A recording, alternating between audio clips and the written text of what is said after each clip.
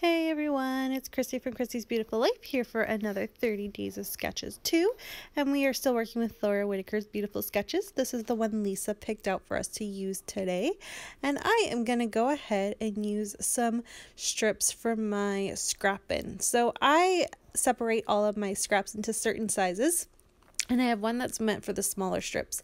And I pulled these three out because I thought they worked really well together. I liked the teal and then the wood grain with the polka dot bouncing off of each other. I thought it was a very fun and playful type of pattern layering. And I kind of was thinking birthday, so I went ahead and grabbed my star stencil. I believe I got this from my Secret Not Secret kit, probably October, maybe I bought it back in my big shopping spree back last spring. That could be too, but anyways, it's still pretty new to me, and I'm going to use this really fun texture paste. Now this is from Shimmers, and it is called Marooned Over Miami. It's a little too stark though, so I just simply grabbed some white acrylic paint and I'm layering that on top of it so that it kind of gives off a pink hue to it. But my whole point was just kind of to soften it. I didn't really know exactly what it was going to look like until after I layered it. I took the stencil off, and it does kind of have a pink vibe to it. So normally I don't mind scrapping like tones like that with Jackson, but it did make me think of the fact that I had these photos still from last year when we took little Miss Nora to the fair with us on our date. Nora was part of our date last summer, and I just thought, oh, how fun and playful that would be, and they would work really well with this type of layering that I've done. So of course, if I'm going to do a layout about the fair, I had to pull out all of my Maggie Home carousel collection, and I am going to start by taking the roof off of that fun little, isn't that cute? It's the carousel horse there, and I'll save that horse and use that on something else. And I'm also going to fussy cut out that Ferris wheel.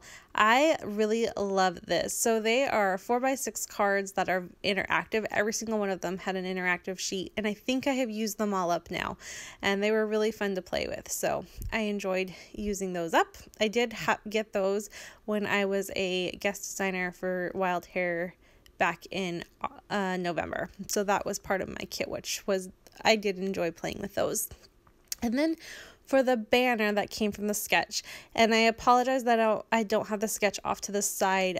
You will try to make sure to do that tomorrow. I just kind of forgot while I was scrapping this. I'm doing this layout mid-December, and of course, you know, I've got Christmas on my mind and all sorts of stuff, and I just accidentally forgot to print off the actual sketch. I'm looking on it on my computer, but you can't see my computer. So that's where the banner is going to go.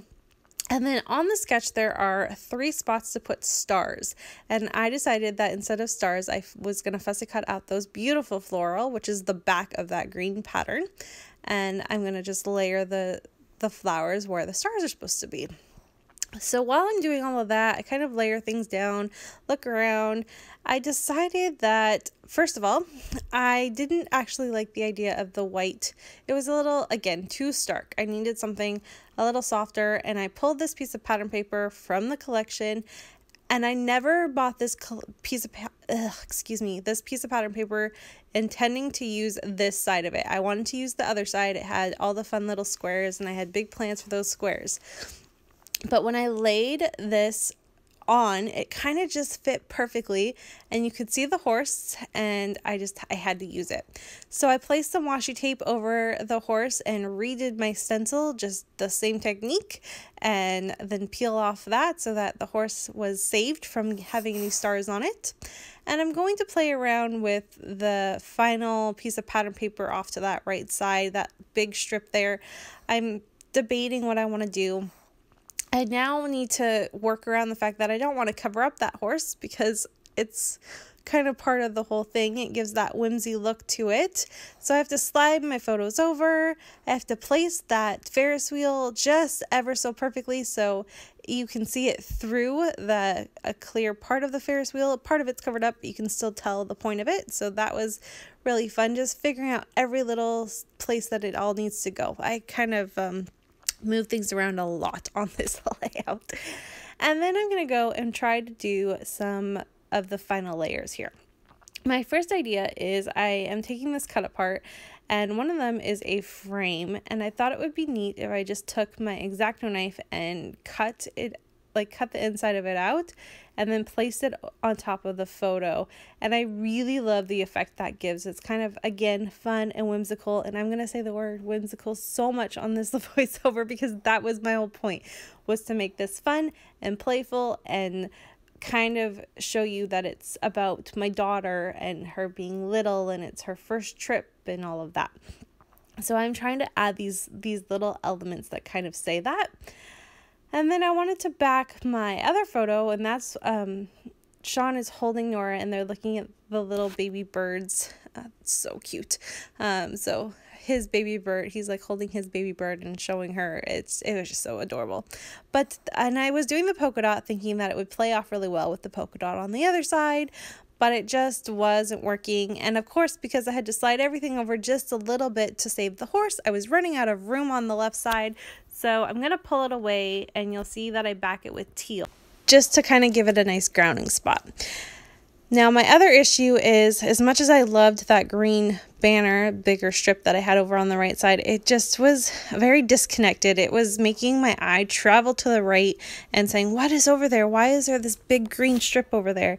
And I didn't want that. Of course, I always want your eye to go straight to the photos first and then look around the page. So I decided to go with a pink, and I like this pink. It helps kind of bring in those other elements, like the fact that the roof has a darker pink tone to it.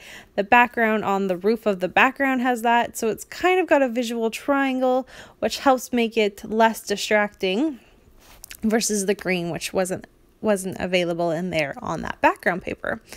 And of course, it ties in with the stars because that's almost the exact same color. So that works really well. Now I have to figure out some more layers here and my title.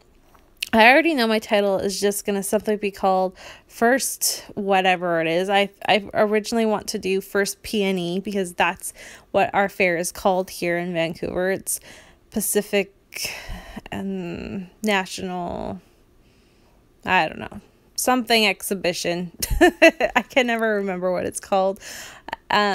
I want to say it's not Pacific. It's Pacific and the N. I don't know. I don't think it's Pacific National, but it's something along those lines. But it's called the Peony.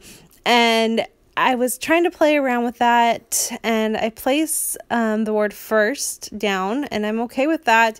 It's a navy, which isn't really in this, but I could spell the word first, and I have a hard time being able to do that because I use that word a lot, especially when I was scrapbooking all of Jackson's firsts. I went through all of my letters and I can barely spell first anymore, so I just went with it.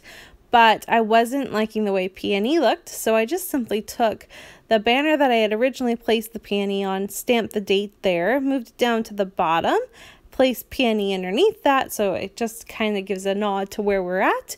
And then instead of being First Peony, I just titled it First Carnival in those fun letters alphas that I have. And can you believe it? Okay, if you guys know me, you would know I have a very, very, very hard time using these letters where there are multiple colors. I struggle with it so much, but I made it work, and I think it's because I was purposely trying to make this whimsy, so it was whimsical to me, and that's why it worked. But I was very proud of myself. I didn't paint them, I just let them be, and I think it's really fun and playful. And then my last kind of element here is adding these fun flags, because especially at ours, they're everywhere. There's flags everywhere, and so that kind of was a nod to that, and I thought it helped kind of highlight the roof little layer that I added above the photos. And then I just add in my journaling, which is going to go right down at the bottom. I'm going to place a little banner sticker down there too to kind of play off the one that I used with the date, and I think it says, "Oh, happy day." And then my journaling just talks about how great she was and she had fun watching all the people, and then she took a really long nap. And the last bit of it is going to be me using my ruler and my black pen to trace in some lines, and that is going to help tie everything in by making it all look like it's contained into one thing, which is the point of everything. So be sure that you head on over to Heather and Lisa's channels today, see what they've done with this fun sketch from Laura Whitaker. And I hope you are just as excited to follow us along for the next, we have 28 more days. So I'm really excited about the series. I love these girls. They are some of my favorite people on YouTube. And if you have any questions, please leave them below. And I will see everyone tomorrow for day 3. I'm excited. Here is a look at the sketch one more time in a little bit of a closer detail. And there is my final layout. Have a great day, everyone, and I will see you tomorrow. Bye.